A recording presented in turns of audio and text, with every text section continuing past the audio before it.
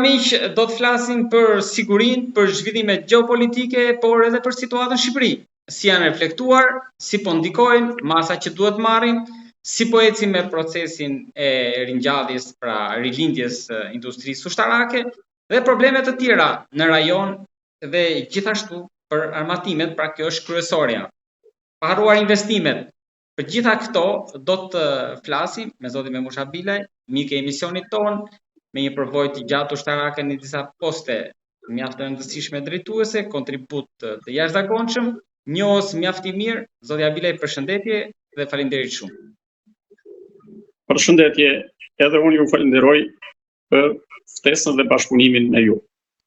Faleminderit ju. Zoti Bilaj, do ta nisim me bordin e paqes që u krijua nga Presidenti i Shteteve të Bashkuara të Amerikës disa javë më parë, që duket sikur do të zëvendësoj OKB-n, ftesë për Shqipërinë dhe Kosovën, por të gjithë këtë ju e shikoni një fluck apo është diçka që mund të funksionojë? Po, Bordi i Paqes është një iniciativë, një nisëm e ndërmarrë nga presidenti amerikan Donald Trump, që u paraqit para pak ditësh në 22 janar në Forumin Ekonomik Ndërkombëtar në Davos, World Economic Forum. Aty u paraqit sepse përgatitja e terrenit për të ngritur këtë mekanizëm ka kohë që është bërë. Dhe Bordi i Paqes, pavarësisht që ka emrin e Donald Trumpit, por është punuar një kohë të gjatë më përpara pranë OKB-s dhe me miratimin e Këshillit të Sigurimit është ngritur dhe kjo ide e presidentit Trump, dhe Këshilli i Sigurimit e ka miratuar këtë me një rezolutë të tij, numri 2803 më duket, para pak kohësh. Po, a ngjan kjo më shumë një shoqate të Trumpit se sa mund të funksionojë, pasi Spanja nuk është ftuar, Kanadai i është tërhequr ftesa, Franca nuk ka pranuar, Gjermania skeptike, Italia nuk ka pranuar, Kroacia jo. Presidenti Trump ka propozuar të ngrihet ky mekanizëm dhe të marrin pjesë të paktën që të miratohet, të marrin formën e plotë, duhen 100 antarë për ta miratuar. Ndërmjet tyre jemi dhe ne. Dakor, deri tani, me sa di unë, janë shprehur 35 vende. Të ndryshme duke përfshirë dhe neve.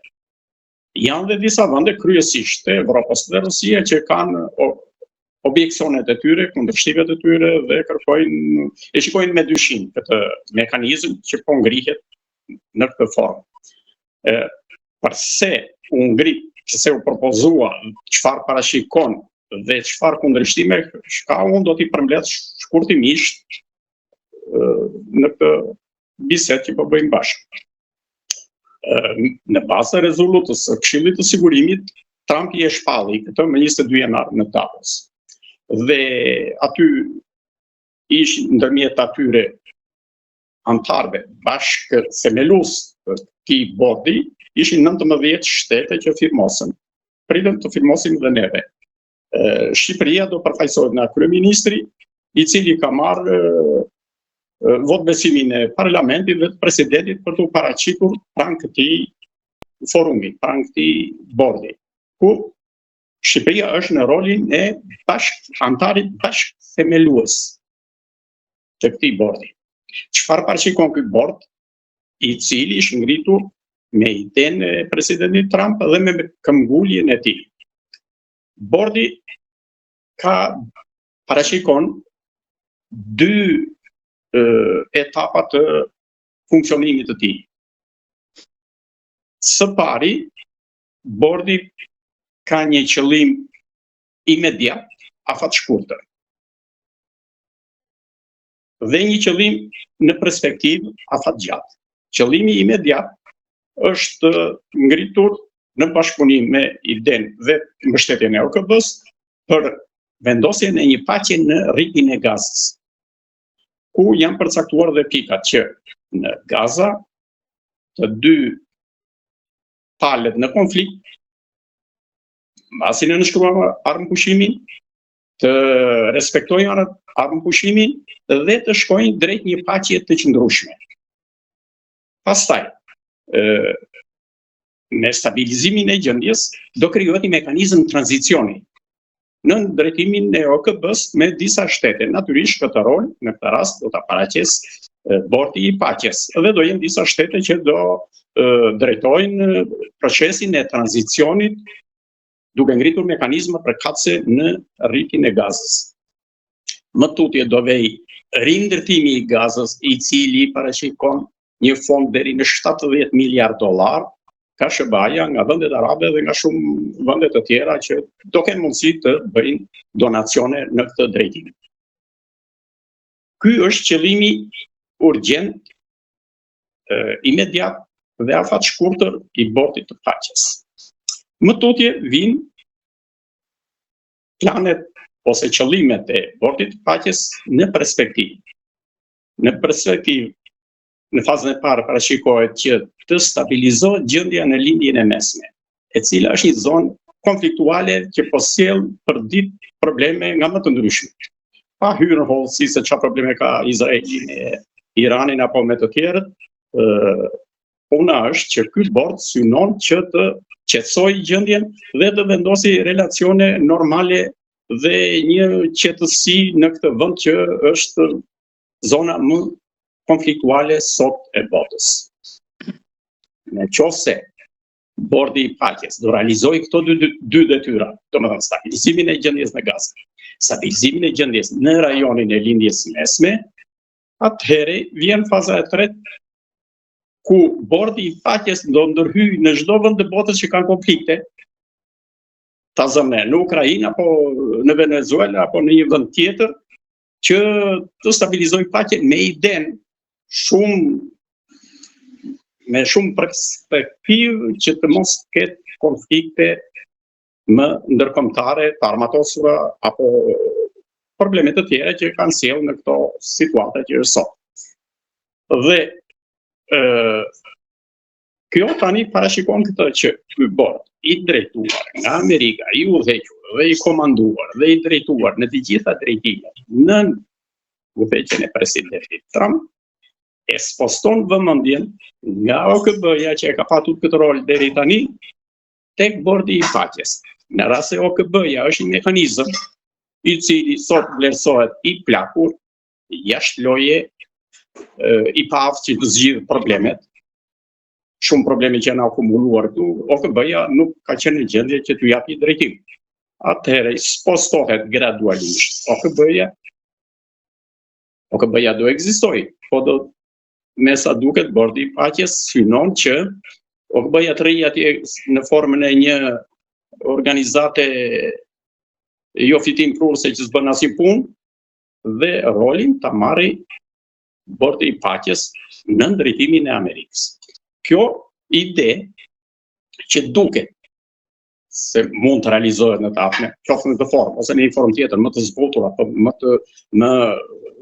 të shprehur më qartë, ka bërë që shumë vende në Evropë ta kundërshtojnë këtë ide dhe nuk e pranojnë Bordin e Paqes, Franca, Anglia, deri diku Gjermania dhe Italia, sepse Bordi i Paqes e shmank Evropën. Domethënë, nuk e llogarit fare.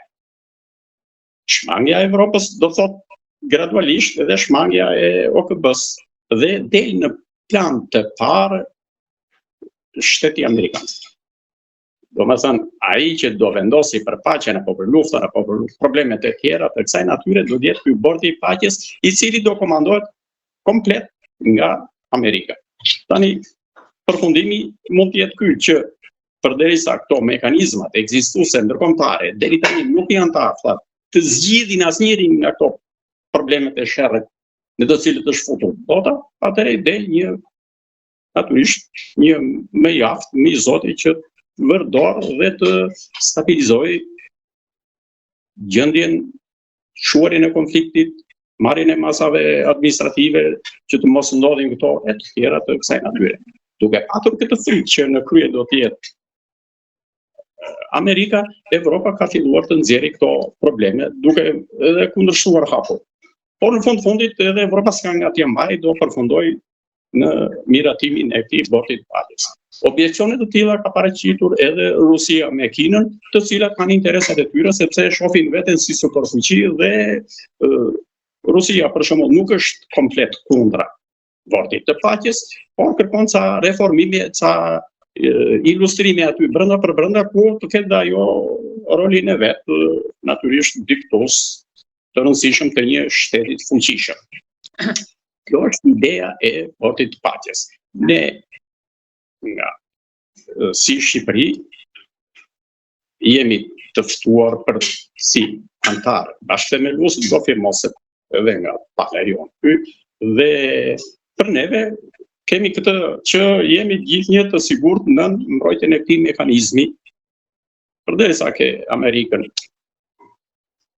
si partnerin kryesor në të gjitha drejtimet politike, ekonomike, ushtarake, ne jemi të interesuar që ta mbështesim këtë mekanizëm të ri ndërkombëtar në udhëheqjen e Amerikës. Është mendimi im, opinioni im, pak a shumë në vija të përgjithshme për lidhur me këtë problem. Zotja Vilaj, në momentin që po flitej për bordin e paqes, në Davos, në Shqipëri, që kalojnë për parlament ratifikimi, në Vlorë, por edhe në Tiranë, kishim vajzën e presidentit Trump, Ivankën, e cila erdhi bashkë me një grup arkitektësh, sigurisht për Sazanin, Vërnecin. Ndërkohë që shumë kanë folur për Sazanin, ju e keni prekur edhe përmes një projekti që ka qenë në 95-ën, por që nuk bëmë me pas trazirave, pra e njihni mirë çfarë ka atje, edhe për atë që është folur për një qytet nëntoksor, tunelet, armatimet e pashpërthyera, ndoshta sipas mediave greke aty është folur se mund të ketë edhe një numër rekord fuqish nafte të pazbuluar. Çfarë kishte ai projekt atëherë në 95-ën dhe çfarë ka realisht në Sazan tani? Që një koincidencë që në kohën që po zhvillohesh forumi në Davos për ato probleme që thamë, për bordin e paqes, ndodhë dhe në të njëjtin datë ndodhë vizita e vajzës Trump, Ivanka Trump, me të shoqin Jared Kushner në Vlorë.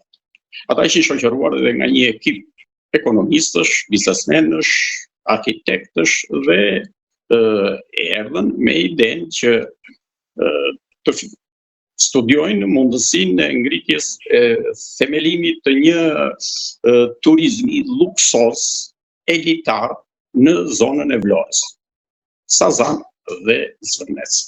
Vizita që bën ata, kjo është ajo që vendosën Ivanka Trump,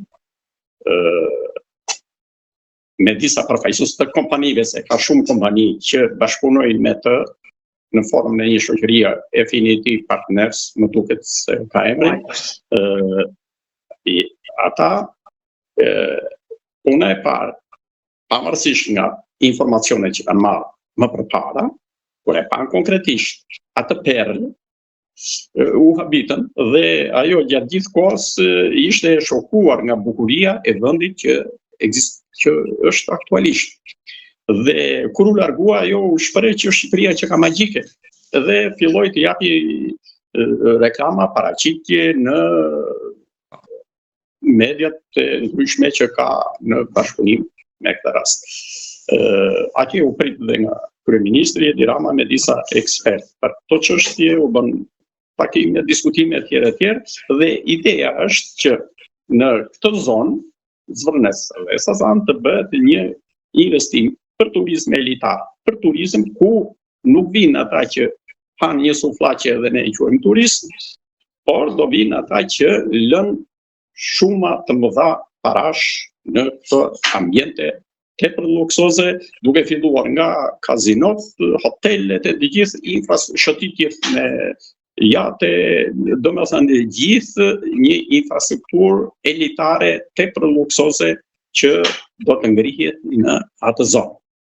Tani, puna është si do shfryzojmë ne këtë, sepse unë në parim janë dakord që të bëhet një investim serioz, se deri tani ne nuk kemi investime të mëdha dhe serioze, pavarësisht nga zhurma që bëjmë lart e poshtë, po investimi më i madh që mund të bëhet është një fabrikë Coca-Cola apo një fabrikë po njishte makaronash, bile edhe ato po mbyllen sepse kanë hallë të shesin ato që produkte që vijnë nga jashtë dhe investimi që parashikon nga 1.5 deri në 2 miliard euro në atë zonë është një investim strategjik. Prandaj dhe Ivanka Trump dhe gjerët kushtet kanë marrë miratimin nga Parlamenti shqiptar me një ligj të veçantë të përcaktuar si investitor strategjik, sepse një shumë kaq e madhe është e vështirë të hidhet edhe në vende të tjera, jo vetëm këtu.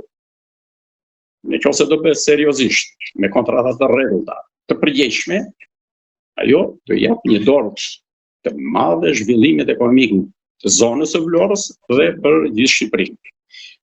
Dhe punë e parë, ky lloj investimi do ta bëjë të njohur Shqipërinë në gjithë botën, sepse do vinë personalitete me portofele të mëdhenj për të lozur kumar në Sazan apo në Zvërnec. Edhe do lënë para të madhe aty, siç janë në disa vende të tjera të Mesdheut. Dhe kjo do ta bëjë një pikë atraktive në Mesdhe, zonën e Vlorës. Pra ka shumë mundësi dhe shumë persona që nuk e dinë se ku bie Shqipëria, kur ta marrin vesh që po bëhet një investim i tillë, po ngrihen objekte të tilla, do të vinë. Prandaj janë bërë xheloz edhe grekët, më duket. Po patjetër. Dhe zvarritjet dhe pengesat e tjera ne i kemi nga këta komshit këtu rreth rrotull që nuk duan të formave të ndryshme që nuk e duan në Shqipërinë, duan një koloni të vogël që jeton më këmbë me ndihmën e këtyre të tjerëve. Pra nuk duan një Shqipëri të fortë ekonomike, ushtarake, politike etj. Që të jetë një shtet dinjitos. Zoja Bile, faj projekti si ka qenë në 95-ën që ju keni qenë pjesë? E kam përmendur edhe herë tjetër që kjo historia e investimeve në zonën e Sazanit, Zvërnec Sazan, ka qenë hedhur që 1995. Edhe atëherë pati disa nga vendet arabe që erdhën panë, vizituan etj. Për të krijuar një ide se nuk e dinin se ç'ishte e ku ishte. Edhe nga Amerika erdhën dhe u hodhën ide të ndryshme për të filluar jo një investim kështu si ky sot mi që parashikohet, po të bësh një diçka. Dhe në 1995-ën kompania Vefa vendosi të bëj diçka të tillë, të hedh hapat e para të një investimi në Sazan. Për këtë punë u ble edhe një vapor në Sevastopol të Rusisë, i Car Nikollës II, i cili ishte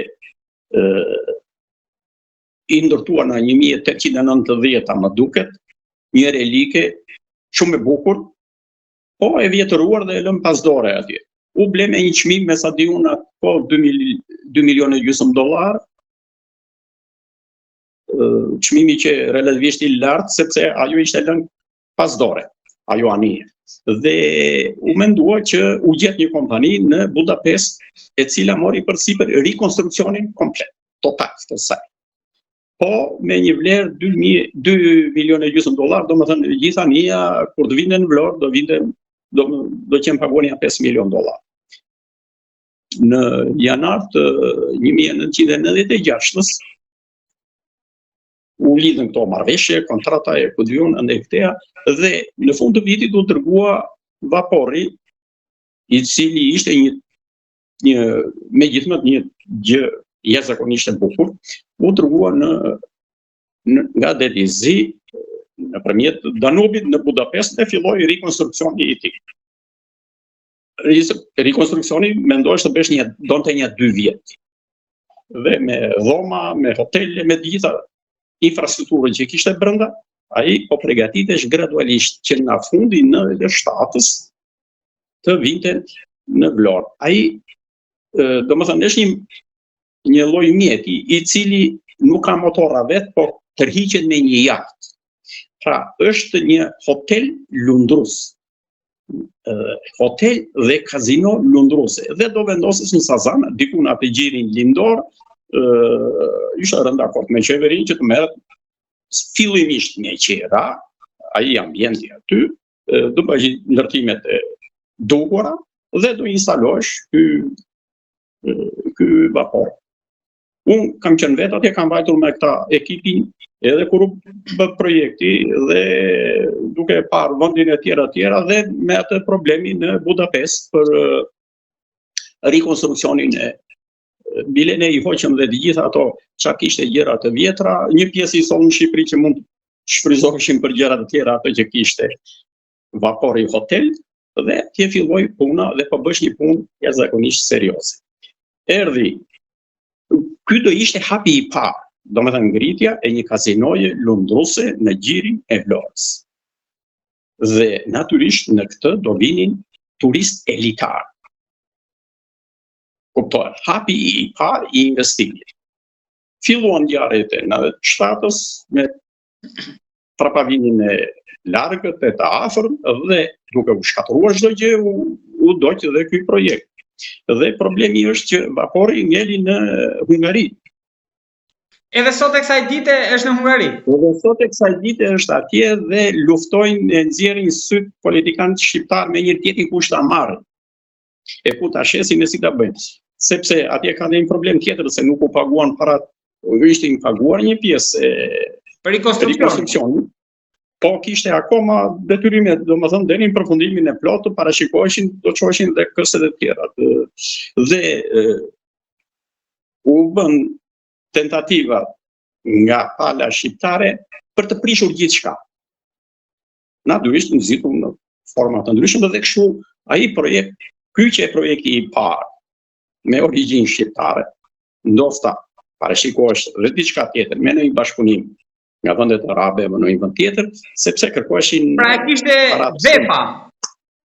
Po, dhe kështu u prish projekti, u prishën të gjitha skemat e ngritjes së këtij. Pastaj, pas në 97-s, duke qenë se shteti ishte fare në terezi për të rregulluar, për të komanduar, për të kërkuar në një projekt apo një investim tjetër, Sazani u braktis, u la pasdore e tjerë dhe u bë objekt i lojrave të mafjeve të huaja dhe mafjes shqiptare. Dhe vetëm ky vendim i parlamentit që e përcaktoi si zonë për investim strategjik, frenoi të gjitha ato praktikisht nuk janë frenuar, se do vazhdojnë akoma, do bëhen probleme si të vonohen e tjerë dhe pavarësisht realizimit që mund të ketë projekti, aty në radhë të parë, për shembull, përveç të ardhurave globale që do jenë shumë të mëdha, se ju thash atje do vinë turistë elitar që mund të lërë 1 milion euro në natë në kazino. Edhe këto janë të zakonshme. Edhe në Monte Carlo kështu ndodhi. Ju ai që lë 10 euro, kuptohet. Po ne kemi kleverdin tjetër, sepse aty parashikohet që afërsisht në një turn, aty do punojnë 1000 veta. Punëtor, ushqinjer, shërbejnës të ndryshëm, servise, shërbim mjekësore, të gjitha ato që duhen për 1000 veta në turn. Do me thënë, aty do jenë 3-4.000 veta të punësuar që do punojnë vazhdimisht, që ta mbajnë këtë sistem në këmbë. Kuptohet. Dhe do me thënë, përveç të ardhura globale, aty do përfitojë edhe Vlora me punësimin, paga do jenë jashtëzakonisht të larta, nuk diskutohen, do jenë ta zëmëzimi Monte Carlo, se të vetë njeri aty për 200 euro. Pra, do jetë të një niveli të veçantë. Tani, kundërshtime kanë filluar, do vazhdojnë dhe do ketë gjithë një kundërshtime në këtë drejtim, sepse ne nuk bëjmë dot pa këto. Po ndoshta mas Kazanit e Karallën e Karaburunit. Po, ashtu do veja, gradualisht. Edhe në Karaburuni janë ca zona perla, që pritet dhe ato që do hynë avash në Zoti Abila, me që me që jemi në Sazan, të lutem për kuriozitet për shikuesit, a mund ta zbulosh më shumë për atë që është folur për tunelet nëntoksore aty, një pjesë e cilësojnë edhe si qytet nëntoksor, aq që investime është bërë, apo për shpimet për naftë që janë bërë? Çfarë dihet për gjë ato? Pra, ose municionet të pashpërthyer akoma? Sazani ka qenë një fortifikat e jashtëzakonshme. Fortifikimet kanë filluar që 1920 kur e mori Italia me vendim të konferencës ambasadorëve të Londrës. I kaloi Italisë edhe ajo bëri investimet e veta. Bile ajo komanda që është riparuar e zgjeruar ka qenë e ndërtuar nga italianët në fillim. Aty janë bërë bileta kishin ngritur dhe ferm lekull që atje deri atje. Dhe pasaj u ndërtua sidomos në vitet 60 u bënë investime shumë të mëdha, aty asistuan edhe rusët një kohë të gjatë që kanë qenë në Sazan, pasaj vazhdoi në vitet 70-80 janë bërë fortifikime shumë të fuqishme dhe sidomos në zonën në sipërfaqe të ishullit ishin ngritur pallate e të gjitha llojet e spitale deri maternitete, ku diun funksiononte një kooperativë bujqësore për ata punonjës që merreshin me bujqësinë e të tjera në sipërfaqe. Nën tokë ishte gjithë sistemi i mbrojtjes kundër ajrore dhe kundër atomike, sepse ishin parashikuar si në gjithë Shqipërinë në luftën e ftohtë u bën investime si për mbrojtjen e thjeshtë, ashtu edhe për mbrojtjen edhe sa shkonin tunelet poshtë. Atje në tunele, për shembull, u futesh artilleria e rëndë bregdetare, e cila u çmontua bile nga që s'kishin si ta transportonin, i hodhën topat në det në perëndim të ishullit dhe i prisin atje me vingja, i ngrinin e i shitën për skar. Dhe këto sistemi tuneleve ekziston atje, sepse sa kate janë tunelet poshtë? Ate janë në forma të ndryshme. Për shembull, ndërlidhja ka sistemin e vet, komanda ka të vet, e të tjera, mbrojtja. Kjo artilleria e mbrojtjes bregdetare kishte sistemin e vet të futur në beton. Artilleria jashtëzakonisht e fuqishme dhe domethënë ajo që mbulonte perëndimin ishte një investim i jashtëzakonshëm. Dhe aty në fund të viteve 80 më duket gjithë sistemi i mbrojtjes përfshinte 3000 veta. Pa llogaritur rezervistët që mblidheshin në një rast të emergjent. Dhe natyrisht ishte një fortifikat e veçantë totale dhe gjithë komanda ishte në rang divizioni. Sistemi i mbrojtjes përfshin vlerësor si një divizion. Aty kanë ngel u hoqën shumë gjëra, një pjesë u çmontuan u shitën për skrap e tjerë, një pjesë janë marrë dhe nga njerëz pa asnjë autorizim e tjerë në mënyrë individuale, por kanë ngelur akoma ato zgjidhen. Janë municione të bashkëpërthyera?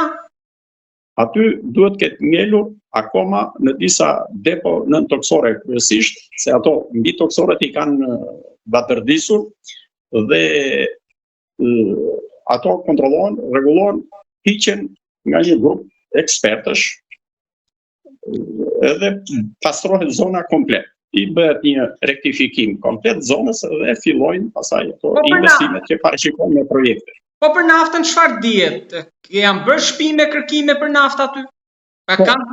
Grekët thonë që ka studime konkrete. Aty ka qenë ngritur një sond. Në Zvërënec ka patur sonda, në zonën e Nartës aty rreth rrotull ka patur, po u bë dhe një sondazh në Sazan.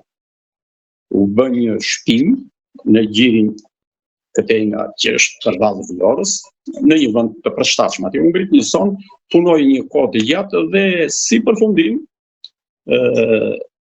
aty nuk u dhanë rezultate. ose anë që nuk ka gjë. Domethënë, ideja është që nuk u diktua naftë. Natyrisht, studimi ka patur qëllim që të shikoj ka, të bëhet analiza e gjithë shtresave që kanë shenja për karburante apo jo, e tjera. Kjo është pjesë e studimit të Institutit të Naftës të asaj kohe. Dhe pavarësisht nga ajo që thuhesh dhe publikohesh, asnjëri nuk e di sepse nëse ka të dhëna të caktuara, ato janë mbyllur në dosje sekrete të asaj kohe dhe nuk publikoheshin. Kur t'i vinte koha, ato shfrytëzoheshin. Por të dhëna konkrete që këtu ka naftë, e tjerë nuk janë publikuar. Mund të jenë në dokumentat sekrete të shtetit. Nëse do jetë investimi, se ndërpreva. Po. Nëse do ndodhë investimi, ka ashtu sikur e thatë edhe ju pak më lart, nëse do krijojë një siguri, duke qenë se është si port aty për në MSD, edhe për gjithë pjesën pastaj shqiptare, jemi në mbrojtur në mbrojtjen amerikane, sepse një investim i tillë mund ta shkojë financiar por edhe sigurisht. Duke qenë një investim amerikan, nuk do merret njeri që të bëj, si të thuash, veprime të papërshtatshme lidhur me këtë investim. Plus që parashikohet të vinë dhe disa investitorë nga Katari apo vende të tjera arabe, të cilët janë me autoritet ndërkombëtar dhe nuk mund të merren dot këta shergjit që krijojnë insinuata në çdo vend e në çdo ashtu. Prandaj ky hyn në atë ligjin e veçantë për investim strategjik. Dhe nuk do guxoj asnjë politikan të bëjë gam lart e poshtë lidhur me këtë, sepse është një investim i jashtëzakonshëm. Nuk mund të merret njeri tani me Ivanka Trump. Pra as grekët nuk mund merren me këtë. Po, ata grekët merren me këta çerratanë që i kanë shërbëtorë dhe i lëshojnë atje si ata zarët për të lehur lart e poshtë. Po aty nuk janë banë asnjëri që ndërhyjë në këto punë. Prandaj kjo është ideja që një investim i madh, i rëndësishëm, i fuqishëm, luksoz, elitar në Shqipëri u mbyll rrugën ndërhyrjeve të veprimeve cingune të vogla të jetës së përditshme shqiptare dhe ballkanike. Zoti Abilaj më zbuluat shumë të pathëna për Sazanin, edhe më kryesorja ishte edhe hotelit të lundrues që nuk e kisha dëgjuar ndonjëherë, por as nuk e kisha dëgjuar në këto kohë. Fati i secilit ndoshta tani që mund ta dëgjojnë mund të shpejtojnë për ta kthyer. Ndoshta, po ajo kompania hungareze, që unë kam parë respekt për ta se ishte një shumë serioz, pa të quar parat me gjithë kamatat e tjera sipas rregullave financiare e kontratave që janë bërë, ajo sa lëshon. Pra, atje më duket ka ngelur në atë kohë, mbas 97-s ngelen rreth $1 milion për të shlyer për punimet atje. Dhe ajo shumë mund të vajtë $2-3 milion tani. Ajo do paguhet dhe në qoftë se shteti e merr atë në rrugë të rregullt e ligjore, jo me këto mafiozllëqet e vogla që kanë qenë me qindra, që janë paraqitur atje, kanë vajtur njerëz këtej, bile dhe politikanë kanë vajtur, i kanë bërë presion atje, po i ka përzënë ai kështu duke i kërcënuar edhe kanë ikur me vrap.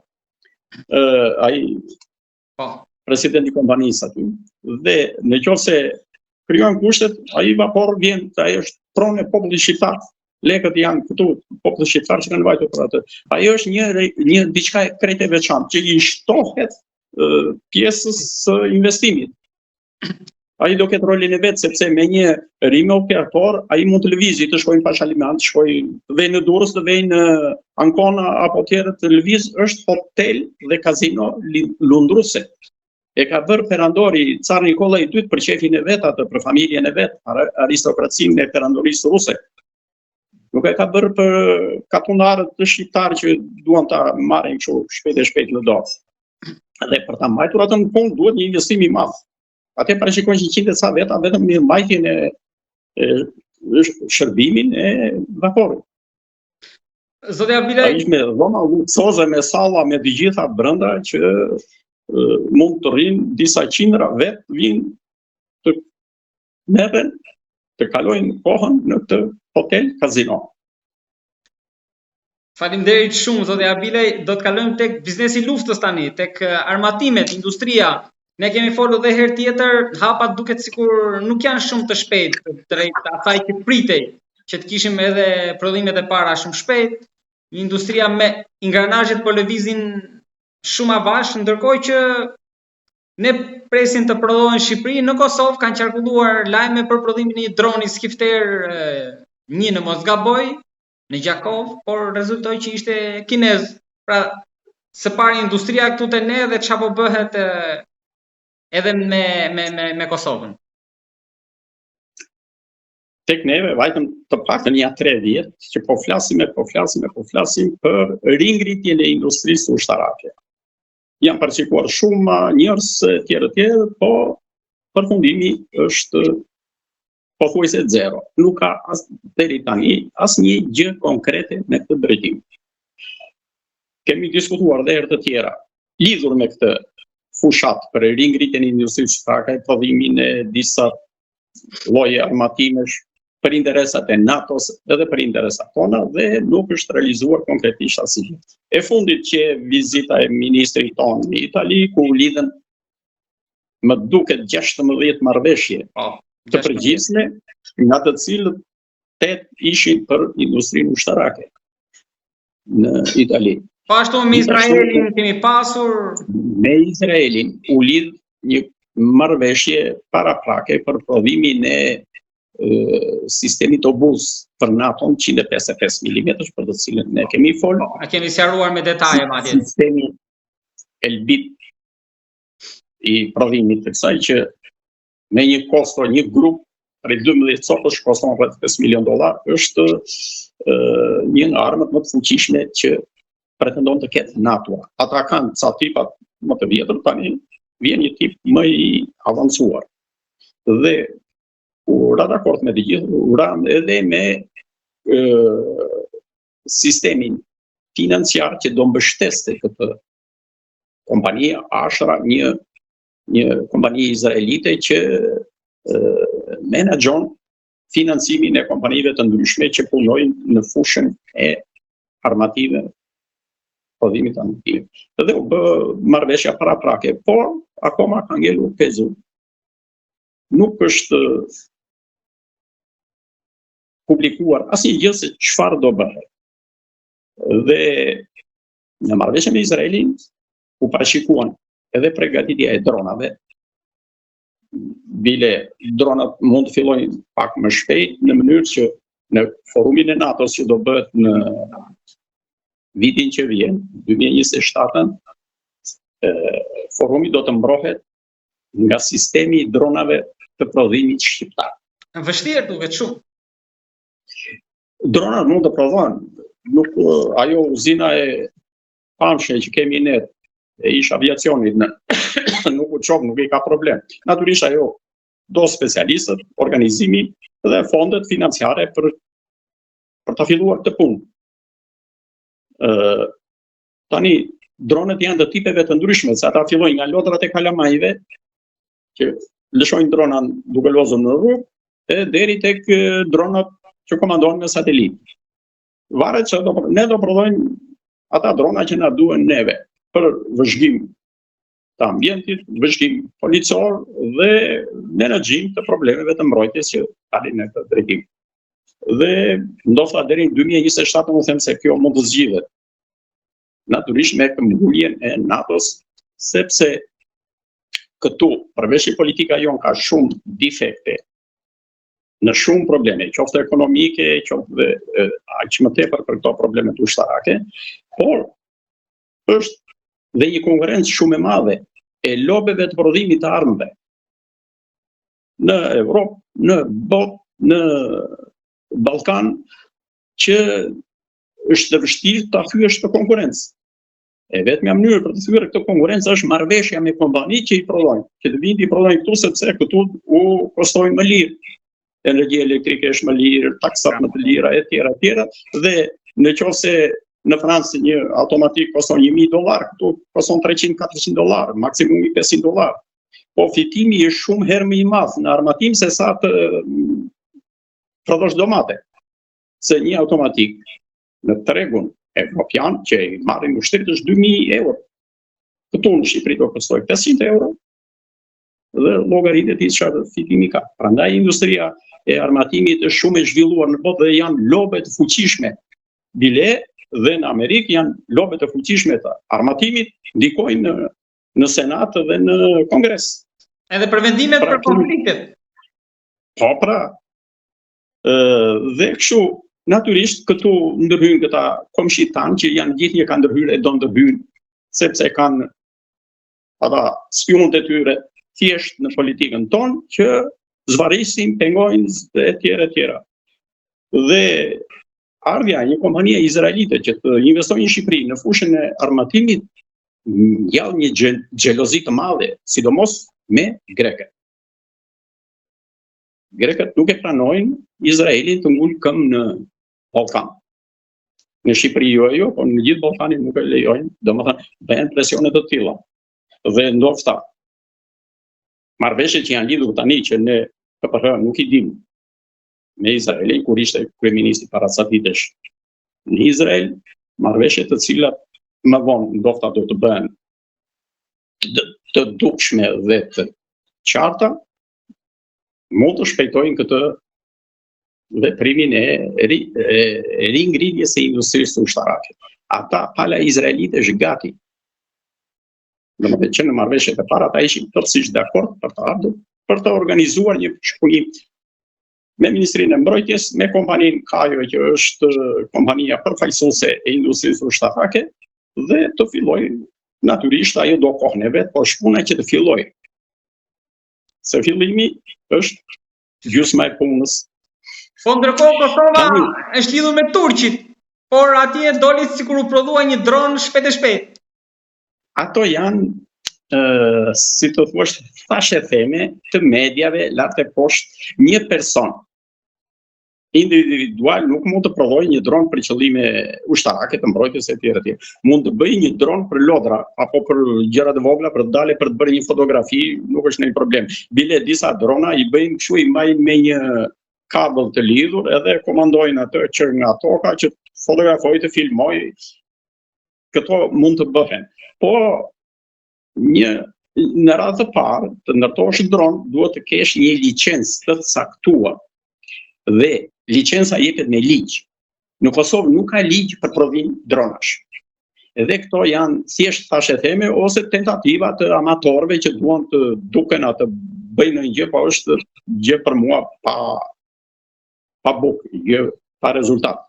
Se nuk është ndonjë problem të vesh në Kinë të prodhosh një dron. Atje gjen një kompani kineze e ta bën një dron ai e ngre, fotografon e bën sa gjëra, po nuk është ndonjë kush e di se çfarë. Sepse Kina mund të ketë dëshirë të vinë në Shqipëri dhe në Kosovë të bëj ngrër drona etj, por duhet ligj. Nëse vepron pa ligj, atëre bën veprime të kundërligjshme, kaq duhet ta kuptojnë ata.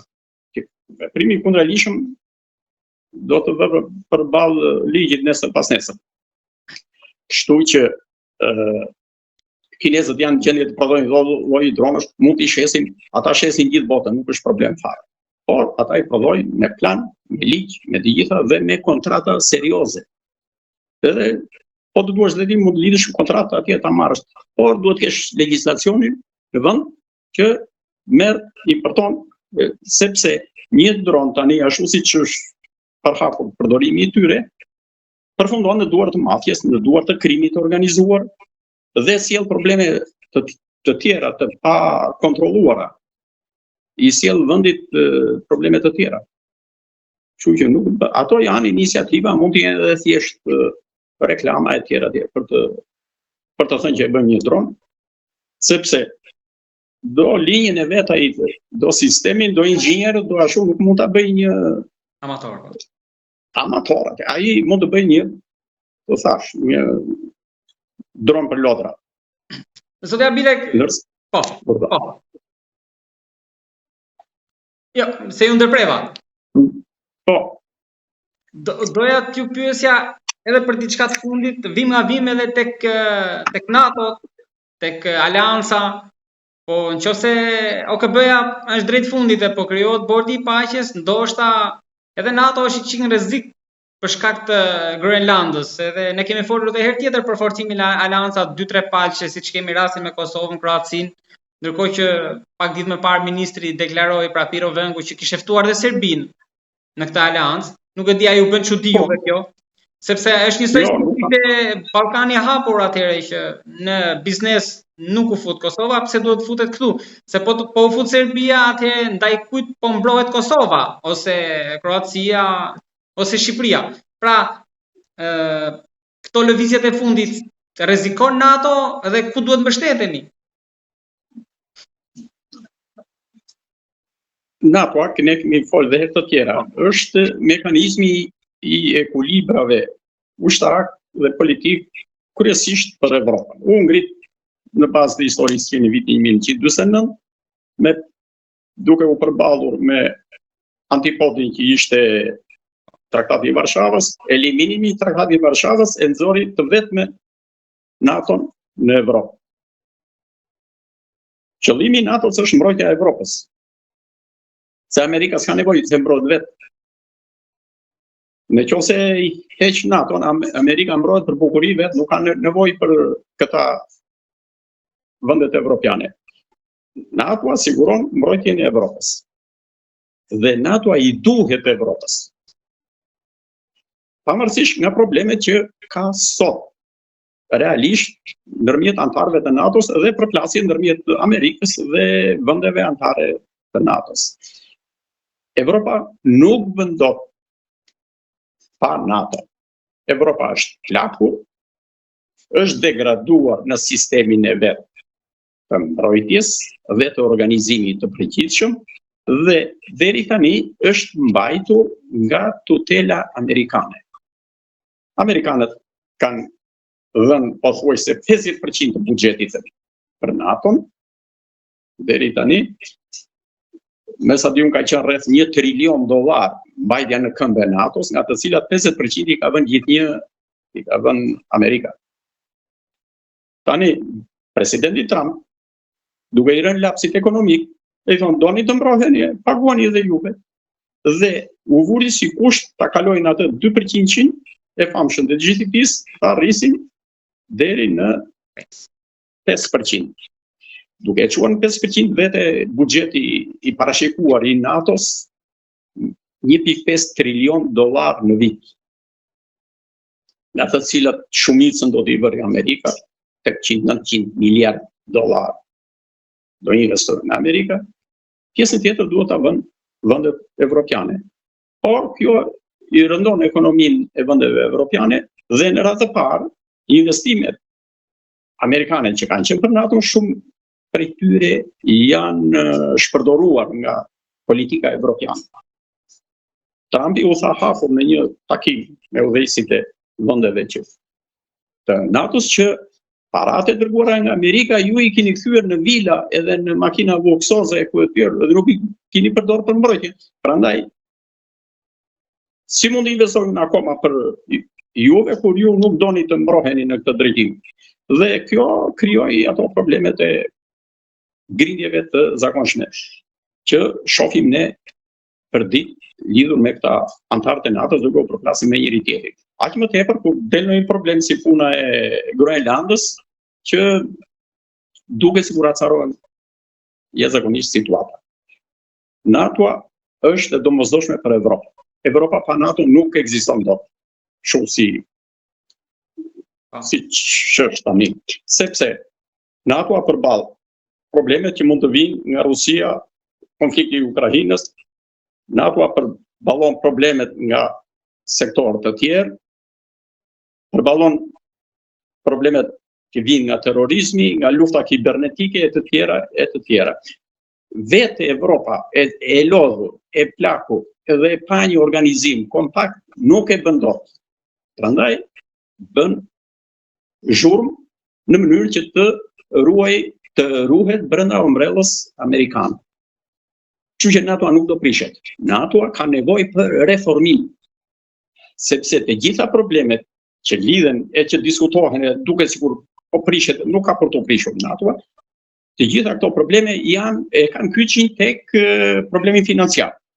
Evropa nuk do të investojë, ose do të ruajë te ky 2% dhe e kanë dhënë atë idenë që dakord jemi që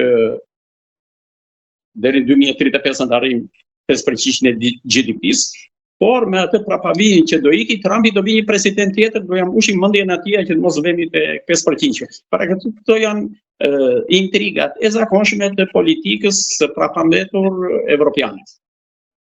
Zotja Bile, edhe diçka kam tek ajo pjesa e mbrojtjes hapësirës ajrore që ne kemi diskutuar dhe herë tjetër tonën. Në mos gaboj janë italianët dhe grekët. Po e kemi zgjedhur ne këtë apo e ka zgjedhur NATO? Si funksionon? Jo, ato i kemi zgjedhur ne, ja kemi propozuar NATO-s. Në fillim ne pa hyrë në NATO me qefi më të madh, politika jonë ja kaloi mbrojtjen e hapësirës ajrore e Greqisë. Me një vendim qeverie, e ku t'ju ne ilustruan atje në parlament. Pa hyrë në NATO.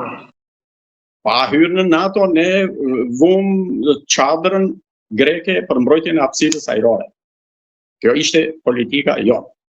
Dhe me kalimin e kohës tani ne ndihemi për këto punë se nuk kemi përfaqësues politik dinjitoz që të ngulin këmbë për problemet e dinjitetit kombëtar. Po, ata që na kanë në survejim, Amerika, Turqia e këto, nuk u pëlqen kjo ombrell e marrë nga Greqia. Dhe u ndryshua situata, ju kalua Italisë. Pra, nuk është se ka Greqia me aktualisht e ka Italia.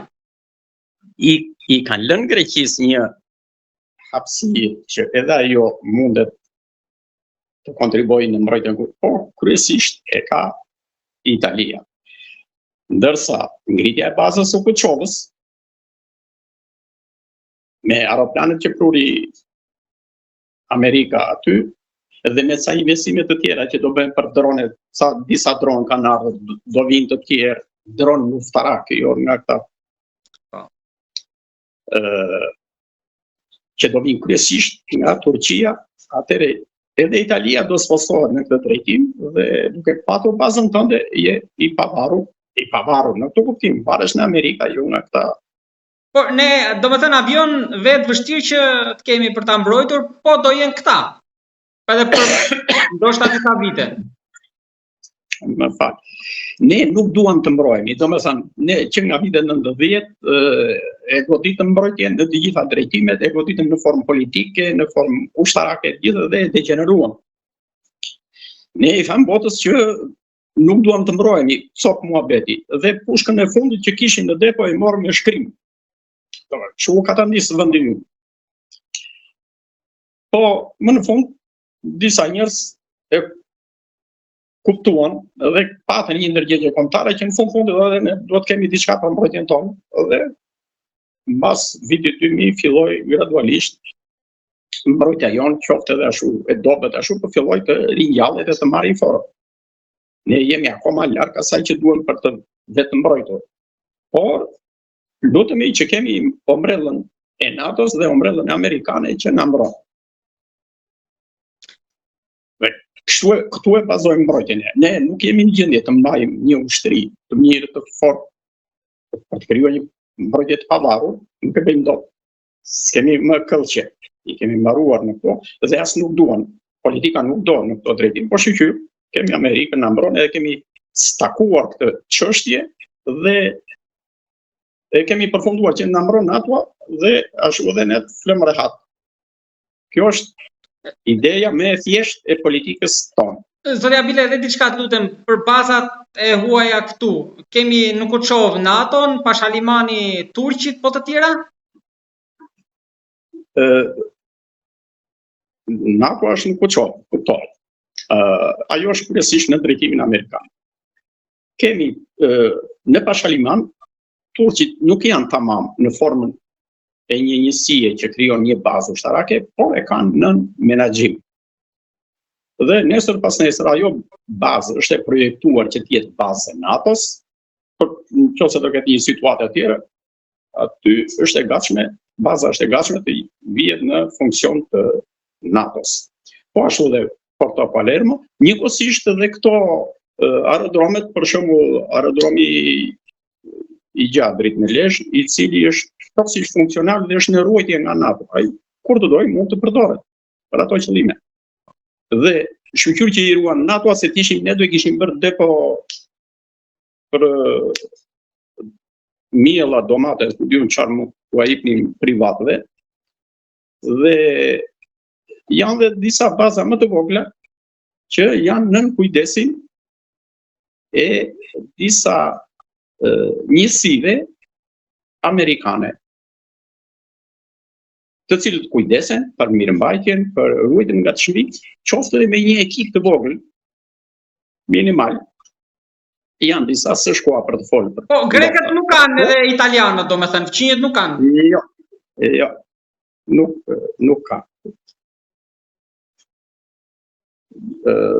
Grekët bën tentativa duke filluar në 97-a. Tu edhe para 97-s se ata janë protagonistë në përgatitjen e ngjarjeve të 97-s, po gradualisht u postuan në të drejtim. Ne ruajmë me Greqinë ato marrëdhënie që si partner të NATO-s marrin pjesë. Edhe kur zhvillohen stërvitje në Greqi, njësi tona vend bashkëpunojnë ose vinë ata kur pa në një stërvitje. Domethënë i ruajmë ato relatat si aliat, si partner të një organizate ushtarake. Po jo më tepër. Zoti Abilet, lutem dhe diçka për ta mbyll, sepse ju më keni folur gjithmonë për industrinë ushtarake që u shkatrua. Por edhe asetet, burimet njerëzore, ushtarakët me kontribut shumë të madh, për ta parë në dy aspekte, ndoshta edhe shteti i ka menjanuar, një pjesë edhe ndoshta i hodhi në rrugë pas ndryshimit të sistemit, por edhe ata kanë qenë çik të tërhequr për të marrë pjesë në këto procese për të ushtruar presion. Pra, jo të gjithë kanë dalë, kanë folë siç keni folur ju. Puna është që duke filluar nga 92 me ardhen e Partisë Demokratike në pushtet, u godit gjithë industria, gjithë ekonomia, u fut në një kaos që gradualisht doli tek 97-a, tek ngjarjet e 97-s. E para u godit e u paralizua industria ushtarake. Në industrinë ushtarake ne kishim të punësuar 35.000 veta. Dhe këta u ndodhen pa pritur, pa punë, pa gjë dhe dolën në rrugë. Dhe detyrimisht dikush aty në ato ndërmarrjet ushtarake u përpoq të bënte diçka për ta mbajtur atë ndërmarrje gjallë. U shtyr një farë kohë, por nuk kishte as mbështetje politike, as administrative për ta mbajtur gjallë në forma nga më të ndryshme. Dhe ndofta nuk mund të mbaje dot 35.000 punëtorë, po mund të mbaje 5.000, gradualisht duke ruajtur strukturën dhe bazën materiale. Se erdhi puna që makineri jashtëzakonisht të shtrenjta u shitën për skrap. Lëndët e para që ishin në rezervë për një kohë të gjatë, u rrëmbyen dhe u shitën për 5 lekë. Dhe u baterdis.